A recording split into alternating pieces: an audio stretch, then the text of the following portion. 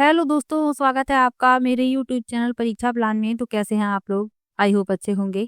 तो read level 2 के लिए एसएसटी के इंपॉर्टेंट क्वेश्चन की मैं प्रैक्टिस करवा चुकी हूँ। 26 वीडियो प्रैक्टिस की आ चुकी हैं। अब मैं सभी महत्वपूर्ण प्रश्नों का रिवीजन करवा रही हूँ। तो रिवीजन की पहली वीडियो आ चुकी है जिसमें मैंने फटाफट 50 क्वेश्चन सॉल्व करवाए थे। आज ये दूसरा वीडियो है और इस वीडियो में मैं नए प्रश्न भी लेकर आई हूँ और कुछ प्रश्न पुराने भी हैं। तो चलिए वीडियो को शुरू करते हैं। वीडियो देखने के बाद यदि आपको अच्छा लगे तो वीडियो को लाइक और शेयर कीजिएगा और यदि आप चैनल पर नए हैं तो चैनल को सब्सक्राइब कर लीजिए। तो चलिए शुरू करते हैं। पहला प्रश्न दिया गया है, मत्स्य संघ के मंत्रिमंडल में कौन सम्मिलित नहीं था? पहला विकल्प है युगल किशोर चतुर्वेदी, दूसरा विकल्प है चिरंजी लाल शर्मा, तीसरा विकल्प है भोलानाथ और चौथा विकल्प है प्रेम नारायण माथुर। तो मत्स्य संघ एक अल्पकालिक राजनीतिक इकाई थी जिसका गठन 4 रियासतों अलवर, भरतपुर, धौलपुर और करौली के विलय से हुआ था। मत्स्य संघ के प्रारंभिक मंत्रिमंडल में युगल किशोर चतुर्वेदी, चिरंजी लाल शर्मा और भोलानाथ जैसे प्रमुख नेता शामिल थे, लेकिन इसमें प्रेम नारायण माथुर शामिल नहीं थे। तो डी विकल्प इस प्रश्न का उत्तर हो जाएगा। ये प्रश्न नए हैं, इसके पहले मैंने ये प्रश्न नहीं लिए हैं, तो इनको ध्यान से समझ लीजिए। इंपॉर्टेंट क्वेश्चन है, पूछे जा सकते हैं। चलिए अगले प्रश्न पर चलते हैं। लिखा है, कूदड़ की घटना किस किसान आंदोलन से संबंधित है? पहला विकल्प है बीकानेर, दूसरा विकल्प है बूंदी, तीसरा विकल्प है बेगू और चौथा विकल्प है सीकर।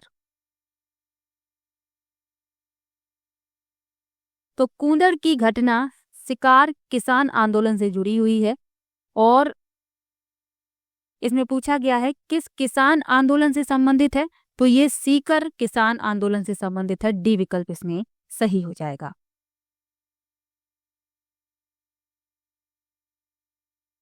अगला प्रश्न दिया गया है, चिल का टोला किस दुर्ग का पूर्ववर्ती नाम है? पहला विकल्प है जयगढ़ दुर्ग, दूसरा विकल्प है चित्तौड़गढ़ दुर्ग, तीसरा विकल्प है गागरौन दुर्ग और चौथा है रणथंभौर दुर्ग। तो चिल का टोला ये जयगढ़ दुर्ग का पूर्ववर्ती नाम है। ए विकल्प इसमें सही हो जाएगा और ये आमेर में स्थित है, तो ये भी आपको याद रखना है। और जयगढ़ दुर्ग को विजय दुर्ग के रूप में भी जाना जाता है, तो ये भी आपको याद रखना है। और चिल का टोला इसे क्यों कहते हैं? क्योंकि ये अरावली पर्वतमाला की चील का टीला पहाड़ी पर स्थित है, यानी चीलों की पहाड़ी पर ये स्थित है, तो इसीलिए इसे चिल का टोला कहा जाता है। और यह जो दुर्ग है दुनिया की सबसे बड़ी पहियों वाली तोप जयवाना तोप के लिए प्रसिद्ध है, तो ये भी आपको याद रखना है। तो इसमें आपका ए विकल्प सही हो जाएगा। चलिए अगले प्रश्न पर चलते हैं। लिखा है, कान में पहने जाने वाले आभूषण को बताइए। पहला विकल्प है सुरलिया, दूसरा विकल्प है मटरमाला, तीसरा विकल्प है तकिया और चौथा विकल्प है मुंदड़ी। तो कान में पहने जाने वाले आभूषण का नाम है सुरलिया। ए विकल्प इसमें सही हो जाएगा। जो मटरमाला होता है ये गले में पहना जाता है और तकिया जो है यह एक कलाई में पहने जाने वाली कंगन या चूड़ी के प्रकार को संदर्भित करता है। और मुंदरी ये जो है अंगूठियों के लिए प्रयोग किया जाता है ये शब्द, और मुंदड़ी को अंगूठी के रूप में ही जाना जाता है और उंगलियों में इन्हें पहना जाता है। तो ये सब भी आपको याद रखना है। इसमें आपका ए विकल्प सही हो जाएगा। अगला प्रश्न दिया गया है, संकरिया नृत्य संबंधित है। पहला विकल्प है भीलों से, दूसरा विकल्प है गरासियों से, तीसरा विकल्प है कालबेलियों से और चौथा विकल्प है गुर्जरों से। तो संकरिया नृत्य जो है यह संबंधित है कालबेलियों से। सी विकल्प इसमें सही हो जाएगा।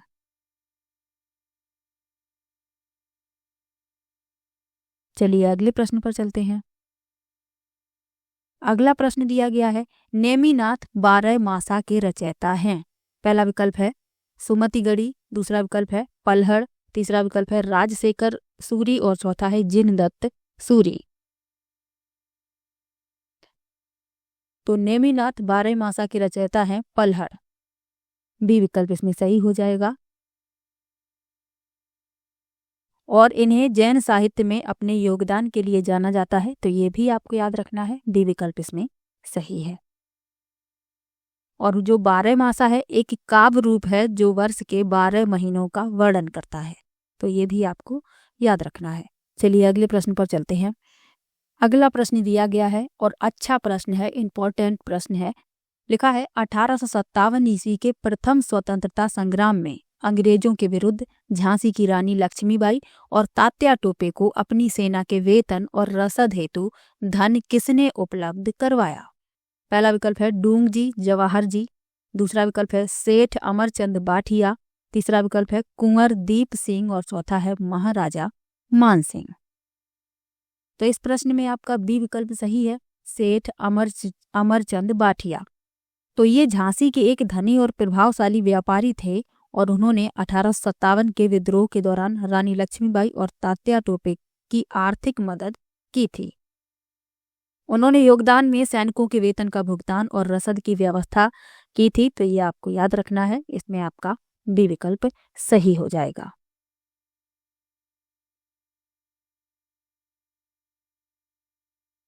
चलिए अगले प्रश्न पर चलते हैं।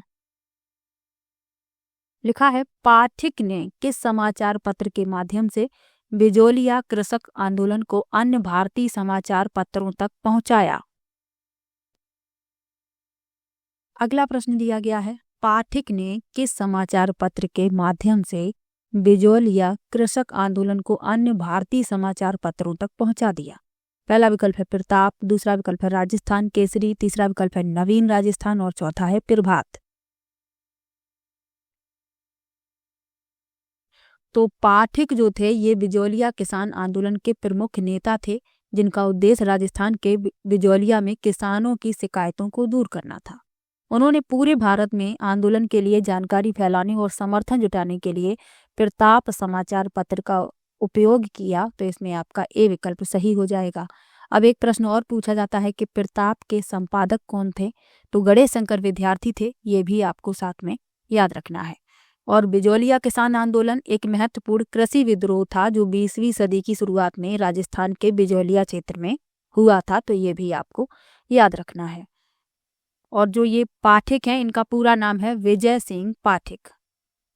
इन्हें भूप सिंह के नाम से भी जाना जाता है, तो ये भी आपको याद रखना है। इसमें आपका ए विकल्प सही हो जाएगा। चलिए अगले प्रश्न पर चलते हैं। निम्न में से किस संस्था ने अछूतों की शिक्षा के लिए चुरू में कबीर पाठशाला स्थापित की? पहला विकल्प है सर्वहितकारिणी सभा, दूसरा है बीकानेर प्रजा मंडल, तीसरा है बीकानेर राज्य प्रजा परिषद और चौथा है लोक परिषद।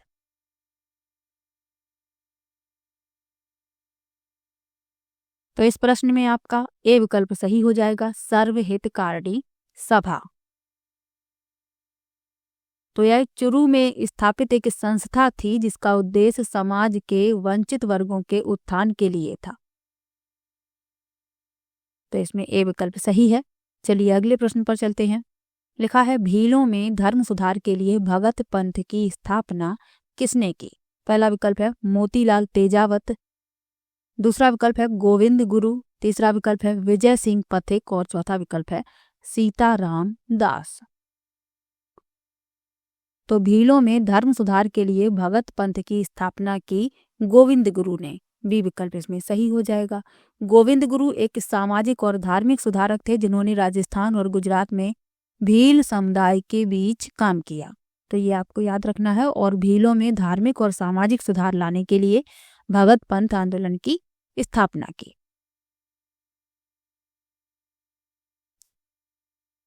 बी विकल्प इसमें सही है। चलिए अगले प्रश्न पर चलते हैं। अगला प्रश्न दिया गया है रिखिया, ब्यावले और नेजा किस लोक देवता से संबंधित हैं? पहला विकल्प है पाबू जी, दूसरा विकल्प है तेजा जी, तीसरा विकल्प है मल्लीनाथ जी और चौथा विकल्प है रामदेव जी। तो रिखिया, ब्यावले और नेजा ये रामदेव जी से संबंधित हैं। डी विकल्प इसमें सही हो जाएगा। रामदेव जी राजस्थान के लोक देवता हैं, उन्हें भगवान कृष्ण का अवतार माना जाता है। और रिकिया, ब्यावले और नेजा रामदेव जी की लोक कथाओं और किंवदंतियों से जुड़े हुए हैं। तो ये आपको याद रखना है, इसमें आपका डी विकल्प सही है। और विकल्प लिखे हुए हैं, इनके बारे में जान लीजिए। पाबू जी राजस्थान के लोक देवता हैं, जिन्हें योद्धा और ऊंटों के रक्षक के रूप में जाना जाता है। तो ये आपको याद रखना है। तेजा जी ये भी राजस्थान के लोक देवता हैं और इन्हें अपनी बहादुरी और बलिदान के लिए जाना जाता है। और मल्लीनाथ जी ये भी राजस्थान के लोक देवता हैं और बाड़मेर जिले में एक पूजनीय लोक देवता ये माने जाते हैं और ये पशुओं के रक्षक के रूप में जाने जाते हैं। तो ये भी आपको याद रखना है और इसमें डी विकल्प सही है।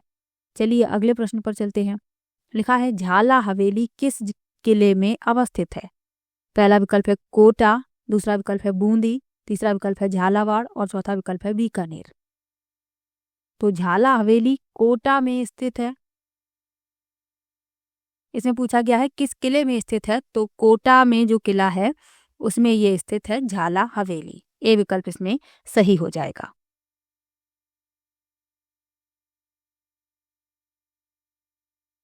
चलिए अगले प्रश्न पर चलते हैं।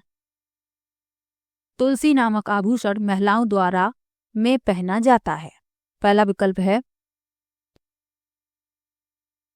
कान, दूसरा विकल्प है गला, तीसरा विकल्प है हाथ और चौथा विकल्प है पैर।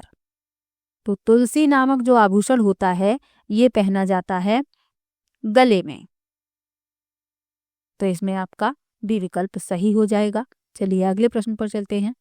लिखा है घोड़ला का त्योहार किसकी स्मृति में मनाया जाता है? पहला विकल्प है उलूग खां, दूसरा विकल्प है मल्लू खां, तीसरा विकल्प है घोड़ले खां और चौथा है राव सातल। तो घोड़ला का त्योहार राव सातल की स्मृति में मनाया जाता है। डी विकल्प इसमें सही हो जाएगा। राव सातल मारवाड़ क्षेत्र के इतिहास में एक महत्वपूर्ण व्यक्ति थे जो स्थानीय समुदाय में अपने योगदान के लिए जाने जाते थे। तो ये आपको याद रखना है और इन्हीं की स्मृति में घोड़ला का त्योहार मनाया जाता है। चलिए अगले प्रश्न पर चलते हैं। अगला प्रश्न दिया गया है महान गणितज्ञ ब्रह्मगुप्त का जन्म राजस्थान के किस जिले में हुआ था? पहला विकल्प है जालौर, दूसरा विकल्प है चूरू, तीसरा विकल्प है सीकर और चौथा विकल्प है बीकानेर।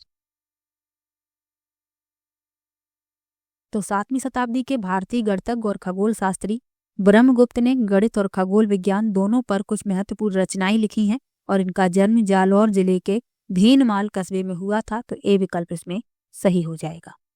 चलिए अगले प्रश्न पर चलते हैं। संत दरियावजी द्वारा राम स्नेही संप्रदाय की शाखा कहाँ स्थापित की गई? पहला विकल्प है सायपुरा, दूसरा विकल्प है सिंगथल, तीसरा विकल्प है खेड़ापा और चौथा विकल्प है रैन।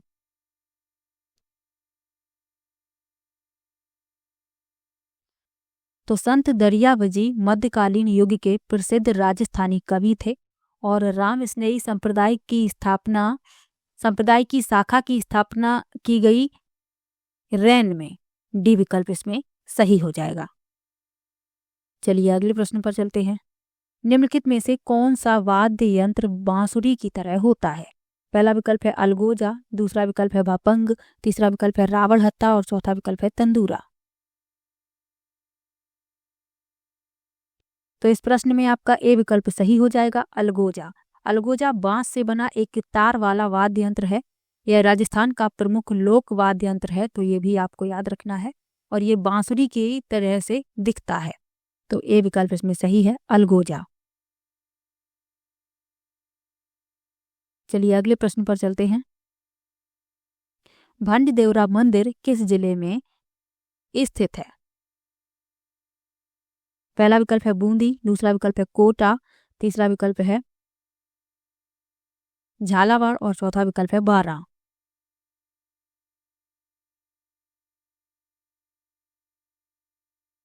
तो भंड-देवरा मंदिर राजस्थान का एक प्राचीन मंदिर है जो भगवान शिव को समर्पित है और ये स्थित है बारां में। डी विकल्प इसमें सही हो जाएगा। चलिए अगले प्रश्न पर चलते हैं। अगला प्रश्न दिया गया है चौरी चौरा की घटना कब हुई? पहला विकल्प है जनवरी 1922, दूसरा विकल्प है फरवरी 1922, तीसरा है नवंबर 1922 और चौथा है अप्रैल 1922। तो चौरी चौरा की घटना हुई फरवरी 1922 में, बी विकल्प इसमें सही हो जाएगा। फरवरी 1922 में चौरी चौरा में गुस्साई भीड़ ने थाने में आग लगा दी थी और इसमें कई पुलिसकर्मी जल गए थे, जलकर मर गए थे। और ये जो चौरी चौरा की घटना है ये उत्तर प्रदेश के गोरखपुर जिले की घटना है, तो ये भी आपको याद रखना है। बी विकल्प इसमें सही हो जाएगा। चलिए अगले प्रश्न पर चलते हैं। पंडित हरि नारायण शर्मा को अलवर के किस शासक ने अपना सलाहकार नियुक्त किया? पहला विकल्प है उदय सिंह, दूसरा विकल्प है जय सिंह, तीसरा विकल्प है राम सिंह और चौथा विकल्प है मान सिंह।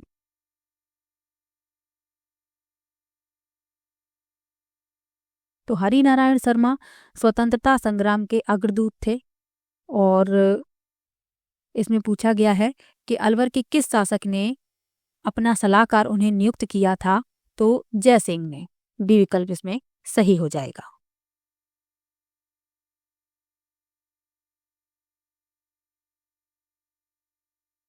चलिए अगले प्रश्न पर चलते हैं। अगला प्रश्न लिखा है, यह किसने कहा था कि धर्म मनुष्य के भीतर निहित देवत्व का विकास है? धर्म ना तो पुस्तकों में है और ना ही धार्मिक सिद्धांतों में।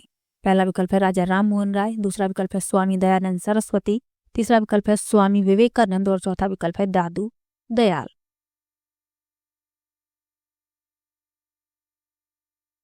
तो यह कहा था स्वामी विवेकानंद ने। सी विकल्प इसमें सही हो जाएगा। इनका कथन आपको याद रखना है। उन्होंने कहा था कि धर्म उस देवत्व का विकास है जो मनुष्य में निहित है। धर्म ना तो किताबों में है और ना ही धार्मिक सिद्धांतों में। तो सी विकल्प इसमें सही हो जाएगा। राजा राम मोहन राय ने ब्रह्म समाज की स्थापना की थी। स्वामी दयानंद सरस्वती ने आर्य समाज की स्थापना की थी, तो ये भी साथ में याद रखिएगा। और स्वामी विवेकानंद ने रामकृष्ण मिशन की स्थापना की थी, तो ये भी याद रखिएगा। और जो दादू दयाल थे ये हिंदी के भक्ति काल में ज्ञानाश्रयी शाखा के प्रमुख संत कवि थे, तो ये भी याद रखिएगा इनके बारे में। और इसमें आपका सी विकल्प सही है। चलिए अगले प्रश्न पर चलते हैं। लिखा है, भारत के वंचित वर्ग का पहला कवि किसे कहा जाता है? पहला विकल्प है दादू, दूसरा विकल्प है जैनक, तीसरा विकल्प है रामदास और चौथा विकल्प है चोखा मेला। तो भारत के वंचित वर्ग का पहला कवि माना जाता है चोखा मेला को। डी विकल्प इसमें सही हो जाएगा। चोखा मेला भारत में अछूत जातियों में से एक महार जाति के थे, तो ये आपको याद रखना है। और 14वीं शताब्दी में भारत के महाराष्ट्र में एक संत थे, तो ये भी याद रखिएगा। डी विकल्प इसमें सही है। चलिए अगले प्रश्न पर चलते हैं। लिखा है, औरंगजेब द्वारा जजिया कर लगाए जाने पर किस शासक ने पत्र लिखकर विरोध किया? पहला विकल्प है राज सिंह, दूसरा विकल्प है जसवंत सिंह, तीसरा विकल्प है मान सिंह और चौथा विकल्प है दुर्गादास राठौड़।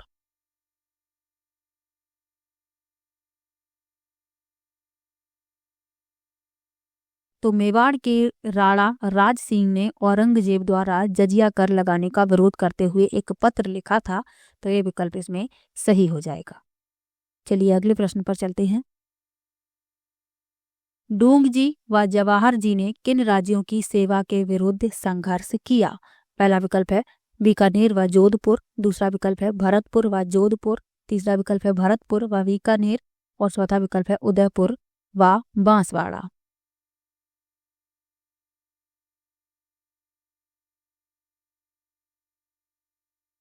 तो 1857 के युद्ध से पहले पूर्वी सीकर क्षेत्र के डूंगजी और जवाहर जी महान और प्रसिद्ध विद्रोही थे।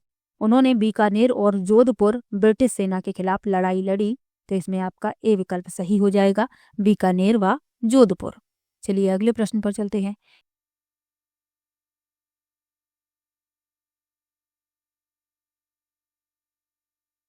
अगला प्रश्न दिया गया है, किस क्रांतिकारी ने गिरफ्तारी से बचने के लिए अमरदास बैरागी का छद्म धारण किया? पहला विकल्प है अर्जुन लाल सेठी, दूसरा है प्रताप सिंह बारहट, तीसरा है केसरी सिंह बारहट और चौथा है जोरावर सिंह बारहट। तो इस प्रश्न में आपका डी विकल्प सही हो जाएगा, जोरावर सिंह बारहट। ये एक भारतीय स्वतंत्रता सेनानी और क्रांतिकारी थे इनके भाई केसरी सिंह बारहट और इनके पुत्र प्रताप सिंह बारहट भी महान क्रांतिकारी थे, तो ये भी आपको याद रखना है। और इन्होंने ही गिरफ्तारी से बचने के लिए अमरदास वैरागी का छद्म धारण किया, तो इसमें डी विकल्प सही है। चलिए अगले प्रश्न पर चलते हैं। लिखा है राजस्थान के किस क्रांतिकारी को तिहाड़ जेल में रखा गया था? पहला विकल्प है अर्जुन लाल सेठी, दूसरा है गोपाल सिंह खरवा, तीसरा है केसरी सिंह बारहट और चौथा है जोरावर सिंह बारहट। तो इस प्रश्न में आपका बी विकल्प सही है, गोपाल सिंह खरवा। इन्हें तिहाड़ जेल में रखा गया था। यह राजस्थान की खरवा रियासत के जागीरदार थे और ब्रिटिश विरोधी शासक थे, तो ये भी याद रखिएगा। और इन्हें ही तिहाड़ जेल में रखा गया था, तो बी विकल्प इसमें सही हो जाएगा। चलिए अगले प्रश्न पर चलते हैं।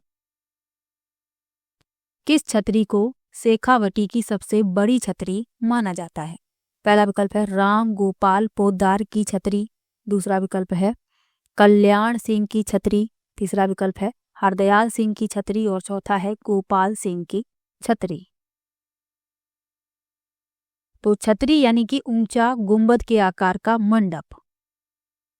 तो इसमें पूछा गया है कि किस छतरी को शेखावटी की सबसे बड़ी छतरी माना जाता है, तो वह है राम गोपाल पोद्दार की छतरी। ए विकल्प इसमें सही हो जाएगा।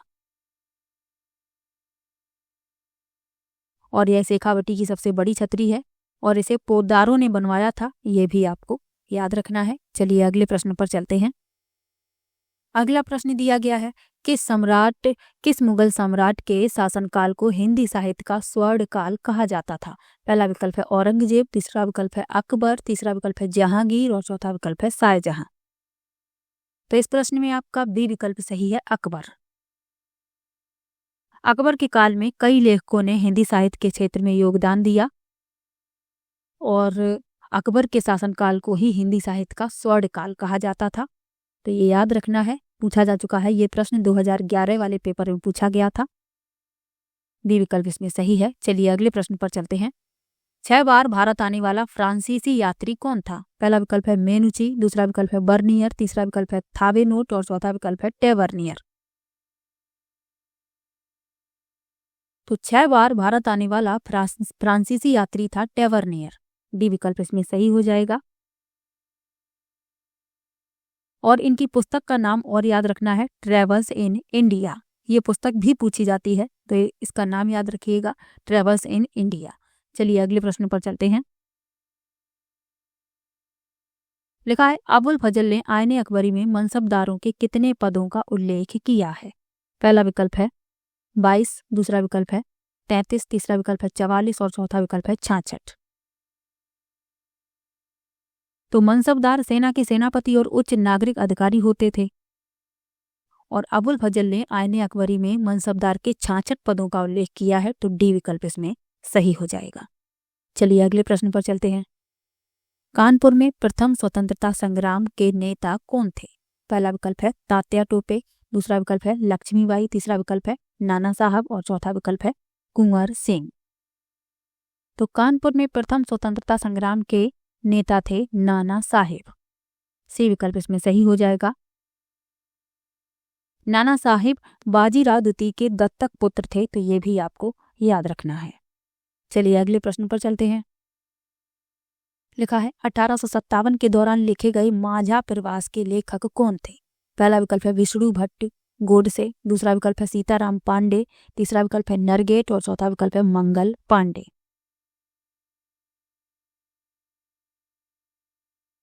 तो 1857 के दौरान लिखे गए माझा प्रवास के लेखक थे विष्णु भट्ट गोडसे। ए विकल्प इसमें सही हो जाएगा। और उन्होंने यह पुस्तक उस समय लिखी थी जब वे 1857 से 1858 के दौरान भारत के मध्य और उत्तरी भागों की यात्रा करते थे और उन्होंने 1857 के विद्रोह की कई घटनाओं को देखा है, तो तब इन्होंने ये पुस्तक लिखी है माझा प्रवास। ए विकल्प इसमें सही हो जाएगा। चलिए अगले प्रश्न पर चलते हैं। अगला प्रश्न दिया गया है महात्मा गांधी ने अपनी आत्मकथा किस भाषा में लिखी है? पहला विकल्प है हिंदी, दूसरा विकल्प है मराठी, तीसरा विकल्प है गुजराती और चौथा विकल्प है अंग्रेजी।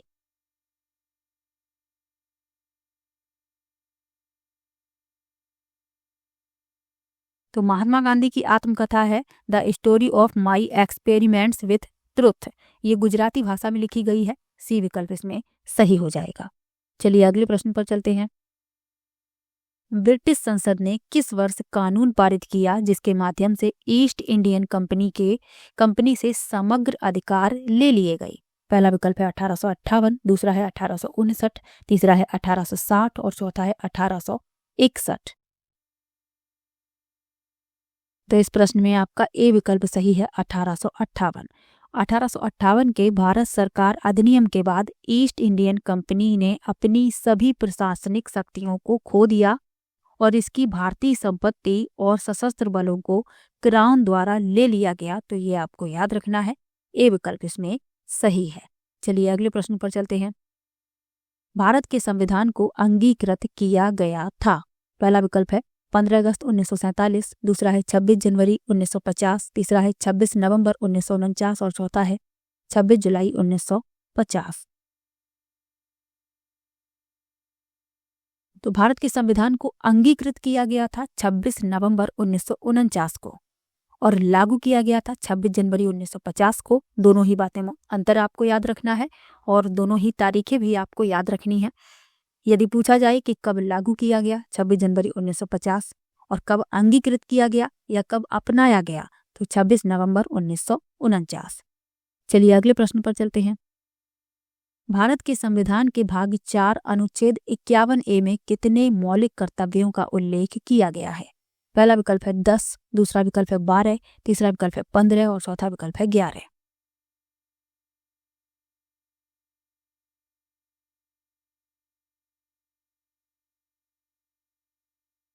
तो भारत के संविधान के भाग 4 और अनुच्छेद 51A में 11 मौलिक कर्तव्यों का उल्लेख किया गया है। डी विकल्प इसमें सही हो जाएगा। सरदार स्वर्ण सिंह समिति ने इसकी अनुशंसा की थी और इसे भारतीय संविधान में 42वें संविधान संशोधन के बाद जोड़ा गया। तो ये भी आपको याद रखना है, ये दोनों ही प्रश्न पूछे जा चुके हैं। इसमें डी विकल्प सही है 11। चलिए अगले प्रश्न पर चलते हैं। संविधान सभा की पहली बैठक कब हुई थी? पहला विकल्प है 15 अगस्त 1947, दूसरा है 26 नवंबर 1949, तीसरा है 9 दिसंबर 1946 और चौथा है 26 जनवरी 1930। तो संविधान सभा की पहली बैठक हुई 9 दिसंबर 1946 को। सी विकल्प इसमें सही हो जाएगा। और कहां पर हुई? नई दिल्ली में हुई। तो यह भी आपको याद रखना है। अगला प्रश्न है, भारत के संविधान के 44वें संशोधन के बाद मौलिक अधिकारों की संख्या कितनी है? पहला विकल्प है 6, दूसरा विकल्प है 7, तीसरा विकल्प है 9 और चौथा विकल्प है 5। तो मौलिक अधिकारों की संख्या है 6। ए विकल्प इसमें सही हो जाएगा। कौन कौन से हैं? समानता का अधिकार, ये अनुच्छेद 14 से 18 तक है।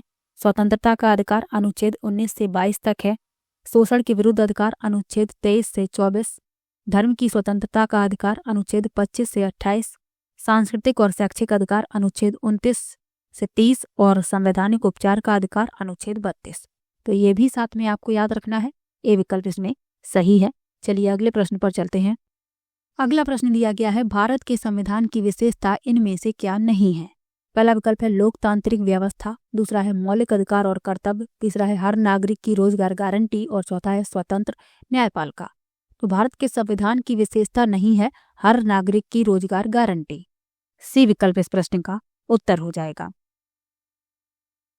बाकी जो लिखी हुई है लोकतांत्रिक व्यवस्था, मौलिक अधिकार और कर्तव्य, स्वतंत्र न्यायपालिका, इसके अलावा एकल नागरिकता, धर्मनिरपेक्ष प्रदेश, कठोरता और लचीलापन, संघ और राज्य दोनों के लिए एकल संविधान, ये सभी संविधान की विशेषताएं हैं। लेकिन हर नागरिक को रोजगार की गारंटी ये विशेषता नहीं है। तो यही इस प्रश्न का उत्तर हो जाएगा।